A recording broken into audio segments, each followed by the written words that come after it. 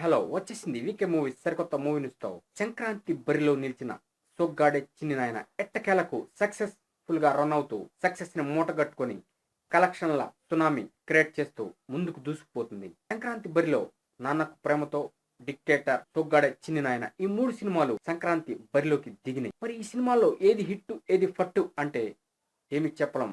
కారణం ఈ మూడు కలెక్షన్ల వర్షం కురిపిస్తున్నాయి. అటు జూనియర్ ఎన్టీఆర్ నాన్నకు ప్రేమతో ఓవర్సీస్ లో కూడా దుమ్ము రేపుతుంది.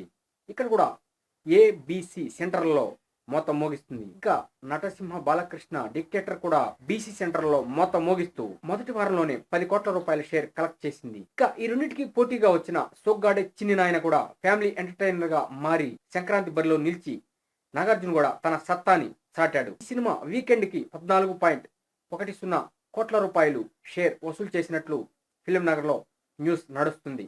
అంటే ఈ సినిమా హిట్ అయిందా ఫట్ అయిందా అంటే ఎక్సలెంట్ గా ఉంది, ఫ్యామిలీ ఎంటర్టైనర్ గా ఉంది, హిట్ అయింది అంటున్నారు. ఇక ఈ మూడు సినిమాలు కలెక్షన్ల వర్షం కురిపించడం ఎంతో సంతోషించదగ్గ విషయం. సోగ్గాడే చిన్ని నాయన అటు నందమూరి వారిలో నిలబడగలిగిన సోగ్గాడే చిన్ని నాయన అక్కినే నాగార్జున బెస్ట్ ఓపెనింగ్ మూవీగా నిలిచిపోతుంది. నాగార్జునకి బెస్ట్ ఓపెనింగ్ ఇచ్చిన ఈ సినిమా ఎంతో సక్సెస్ఫుల్ గా రన్ అవుతుంది. Best of luck to Nagarjuna.